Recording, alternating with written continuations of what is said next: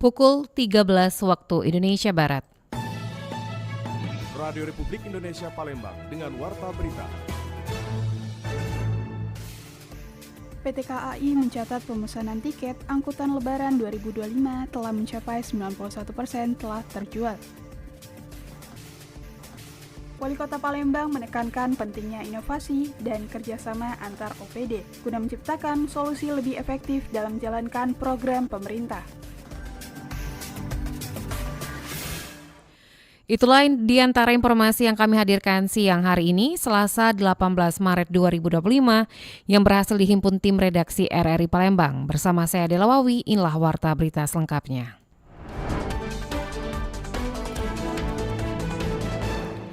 PT KAI mencatat pemesanan tiket angkutan Lebaran 2025 telah mencapai 91% telah terjual.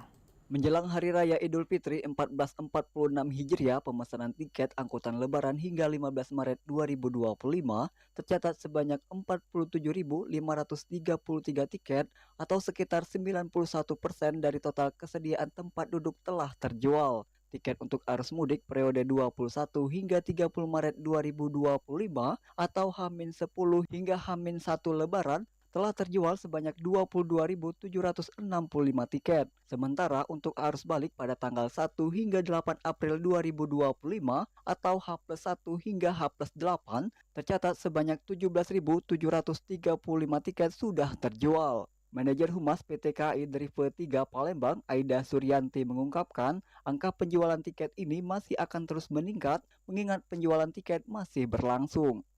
Untuk pemesanan tiket angkutan Lebaran Idul Fitri tahun ini, berdasarkan data terakhir tanggal 15 Maret kemarin tercatat sebanyak 47.533 pelanggan yang telah membeli tiket atau 91% dari ketersediaan tempat duduk, yaitu 52.228 tempat duduk yang disediakan selama masa angkutan Lebaran Idul Fitri tahun ini, atau rata-rata setiap harinya sebanyak 2.374 tempat duduk.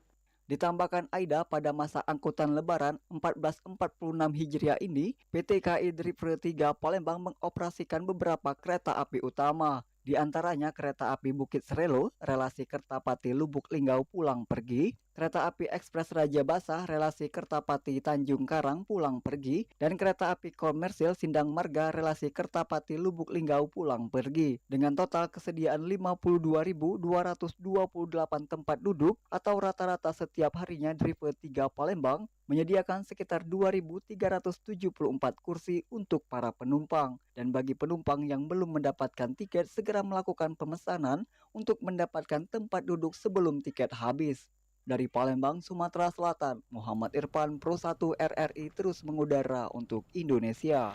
Pemerintah Kota Palembang menyiapkan sejumlah langkah dan solusi dalam menghadapi ancaman banjir saat puncak musim hujan seperti saat ini. Ancaman banjir di Kota Palembang saat hujan turun dengan intensitas tinggi menjadi sebuah kenyataan yang harus dihadapi oleh masyarakat, terutama yang berada di kawasan resapan air maupun berdampingan dengan sungai dan waduk, apalagi saat puncak musim hujan seperti saat ini. Berdasarkan data Dinas Pekerjaan Umum dan Penataan Ruang PUPR Palembang, tercatat 13 titik akses jalan utama banjir ketika hujan intensitas tinggi terjadi di Palembang. Wali Kota Palembang Ratu Dewa mengatakan, pemerintah Kota Palembang akan melakukan sejumlah langkah untuk mengatasi masalah banjir yang terjadi saat ini. Di antaranya pengadaan pompa, melebarkan drainase, serta mengangkat beberapa jembatan yang menghambat aliran air. Selain itu, ia juga berkoordinasi dengan berbagai instansi terkait untuk memastikan penanganan banjir berjalan optimal. Ada beberapa jalan keluar insya Allah dalam waktu dekat kita, diantaranya akan segera kita pengadaan soal pompa. Terus ada beberapa drainase yang harus penyempitan, termasuk pengangkatan jembatan yang mengakibatkan air menjadi tersumbat. Maka dari itu kita minta dengan beberapa warga juga, saya sudah antisipasi semuanya, termasuk dari Damkar, dari Badan Penanggulangan Bencana, menyiapkan perahu karet kalau yang butuh evakuasi, termasuk dari Dinas Kesehatan, semuanya harus standby. Para camat juga standby, 18 kecamatan, kita gerakkan semua. Jangan sampai masyarakat kita mengeluh dari segala sisi, sarana prasarana, sembako, kesehatan dan sebagainya.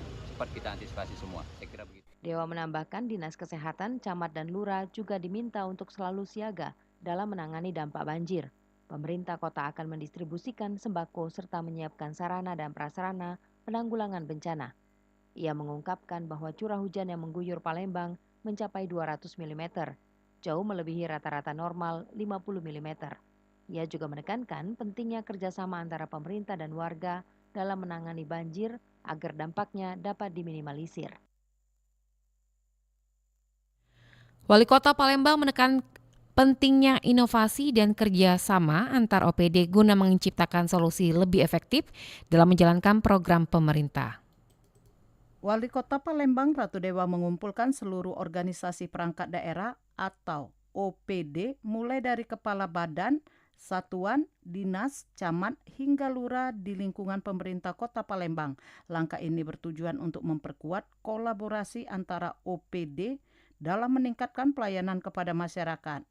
Pihaknya juga harus memastikan layanan dasar seperti kesehatan, kebersihan, dan sektor lainnya berjalan secara optimal. Masyarakat harus benar-benar merasakan manfaat dari pelayanan pemerintah.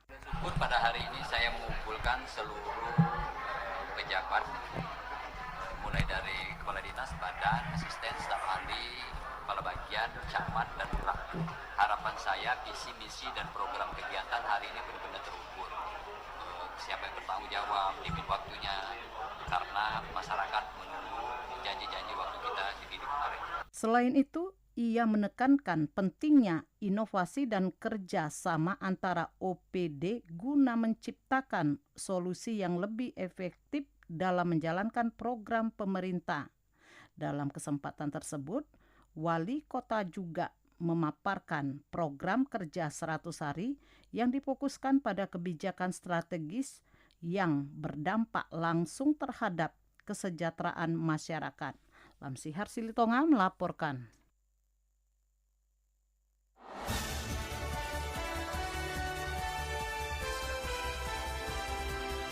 Warta Berita Radio Republik Indonesia Palembang.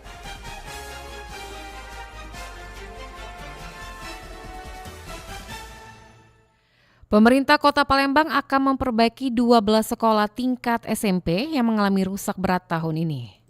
Pemerintah Kota Palembang akan memperbaiki 12 sekolah menengah pertama atau SMP yang mengalami kerusakan berat tahun ini. Perbaikan ini merupakan bagian dari program peningkatan infrastruktur pendidikan di kota tersebut. Kepala Dinas Pendidikan Kota Palembang, Adrianus Amri, mengungkapkan bahwa sebenarnya terdapat 16 sekolah SMP yang masuk kategori rusak berat. Namun karena keterbatasan anggaran, perbaikan tahun ini diprioritaskan untuk 12 sekolah terlebih dahulu. Selain itu, sebanyak 24 sekolah lainnya juga tercatat mengalami kerusakan ringan.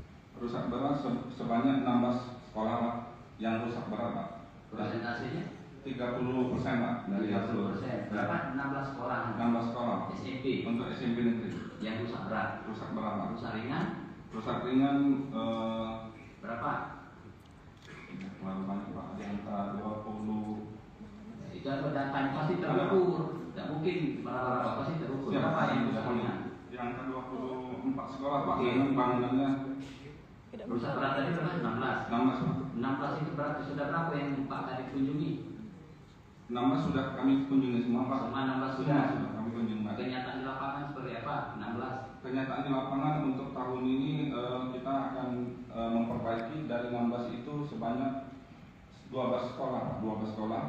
Sisanya masih 4 sekolah lagi untuk tercover, Pak. Sementara itu, Wali Kota Palembang Ratu Dewa menekankan bahwa perhatian terhadap sekolah tidak hanya sebatas perbaikan gedung fisik. Dari hasil inspeksi ke sejumlah sekolah, ditemukan berbagai permasalahan seperti toilet yang kurang terawat, sampah yang berserakan, serta lingkungan sekolah yang tidak terpelihara dengan baik. Kemarin sampel saya kunjungi 2 yang SD. Kenyataan yang saya temui pertama, Pak Kadin ya. Yang kedua air bersih. Ini ada Pak Andi. Pak Andi ya. Air bersihnya jorok, kotor, pokoknya tidak terawat sama sekali. Pak Kadin ya. Untuk mengatasi masalah tersebut, Kepala Dinas Pendidikan dan Direktur Perumda Tirtamusi diminta untuk memastikan ketersediaan air bersih serta menciptakan lingkungan sekolah yang lebih sehat. Langkah ini sejalan dengan program Pemkot Palembang, yaitu Palembang Cerdas dan Palembang Sehat, yang bertujuan meningkatkan kualitas pendidikan dan kesehatan di lingkungan sekolah. Rocky Pratama melaporkan. Pendengar, beralih ke informasi lainnya. Rizky, siswi SD yang dilaporkan tenggelam di Sungai Lematang, akhirnya berhasil ditemukan setelah 3 hari pencarian. Korban ditemukan dalam keadaan meninggal dunia setelah hanyut sejauh 11 km dari lokasi kejadian. Setelah melakukan pencarian selama 3 hari, tim SAR gabungan akhirnya berhasil menemukan Rizky, bocah SD berusia 12 tahun yang tenggelam di Sungai Lematang, Kampung 5, Desa Belimbing, Kecamatan Gunung Megang, Muara Enim. Rizky ditemukan pagi tadi dalam keadaan meninggal dunia. Dan tim SAR gabungan Oki Rianto mengatakan korban telah ditemukan sekitar pukul 7:10 waktu Indonesia Barat. Korban pertama kali ditemukan oleh warga, tepatnya di Desa Kuripan, sekitar 11 km dari lokasi awal kejadian. Jasad korban ditemukan dalam posisi mengapung di pinggir sungai.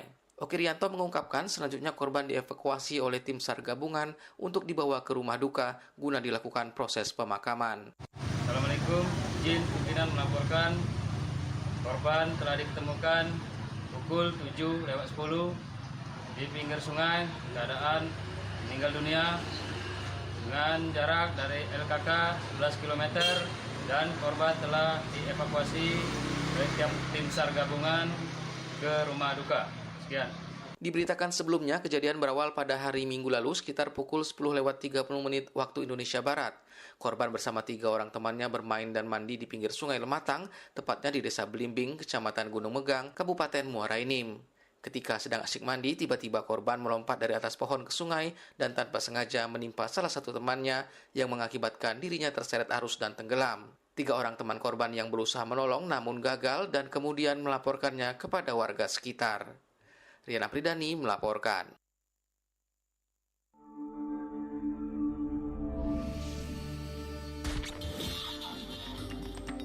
Berita Daerah Radio Republik Indonesia Palembang.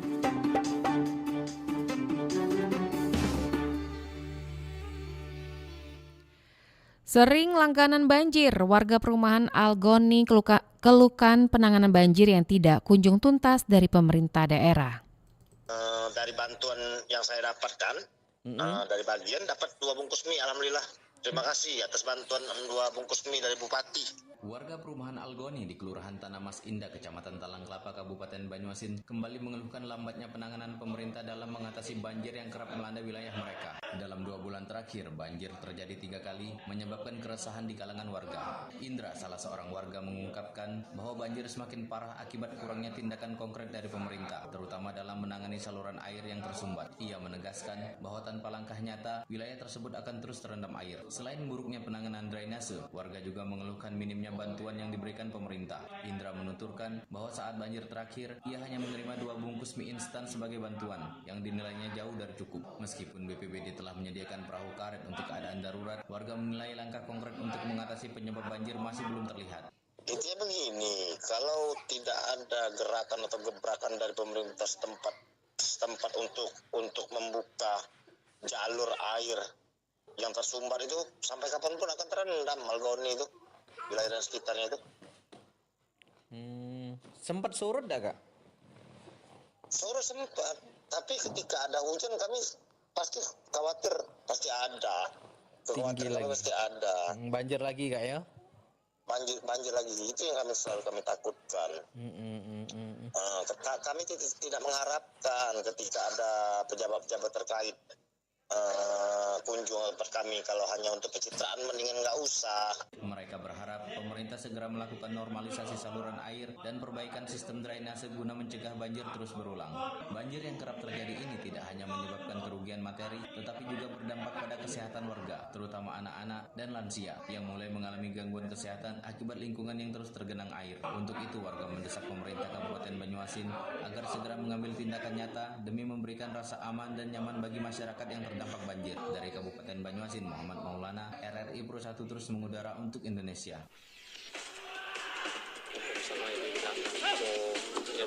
Olahraga atletik Sumatera Selatan berharap pemusatan latihan Nggak usah mulu-mulu kan, karena dilihat dari persiapan sekarang. JFC tidak akan terpengaruh terkait Dengan pemain sudah memahami kesabaran masing-masing. Berita olahraga. Manajemen Serja FC mulai melakukan pencarian pemain untuk kompetisi Liga 2 musim depan. Manajemen Sriwijaya FC mulai bergerak cepat dalam mencari pemain baru untuk menghadapi musim kompetisi Pegadaian Liga 2 tahun 2025-2026. Manajemen klub terlihat serius dalam merombak tim dengan merekrut sejumlah pemain baru demi memperbaiki performa setelah musim lalu harus berjuang di zona degradasi. Sebelumnya, Direktur Olahraga PT SOM Anggoro Pranjesta telah mempublikasikan 4 nama pemain yang dipastikan bergabung, yaitu Randy Juliansa, Zultan Ziko, Muhammad Fadil, dan juga Yogi Novrian. Selain itu, sejumlah nama lain yang pernah memperkuat Sriwijaya FC juga disebut siap kembali, di antaranya Otto Kapisa, Muhammad Farhan, Tri Hamdani, Zakaria, dan juga Hafid Ibrahim. Langkah cepat manajemen ini menjadi sinyal bahwa Sriwijaya FC tidak ingin sekedar bertahan di Liga 2, melainkan berambisi kembali ke kasta tertinggi sepak bola Indonesia. Ya, ini tentunya kalau memang tidak kita lakukan, tentunya akan menyulitkan bagi kami Sriwijaya FC untuk mendapatkan pemain-pemain yang memang sesuai dengan kriteria, sesuai dengan visi dan misi dari kami ke depannya. Sehingga ini langkah perlu dilakukan segera dan memang kita langsung melakukan gerak cepat untuk itu, dan di minggu terakhir ini kita juga sudah melakukan beberapa deal dengan pemain-pemain yang kami incar tentunya, sehingga ini menjadi modal dasar yang cukup baik bagi tim untuk menatap kompetisi musim 2005-2006. Dengan 9 pemain anyar yang sudah masuk dalam radar rekrutan, Sriwijaya FC masih berpotensi mendatangkan lebih banyak pemain untuk memperkuat lini krusial. Manajemen klub juga memutuskan untuk memprioritaskan pemain muda lokal asal Sumatera Selatan sebagai salah satu dari visi jangka panjang dan juga membangun tim yang lebih solid dan juga beridentitas kuat. Dari Jakabaring Sport City, Hairul Rizky RRI Palembang terus mengudara untuk Indonesia. Informasi tadi mengakhiri Warta Berita siang ini. Produksi Radio Republik Indonesia Palembang mewakili kerabat kerja yang bertugas. Saya Dela Wawi undur diri dan sampai jumpa.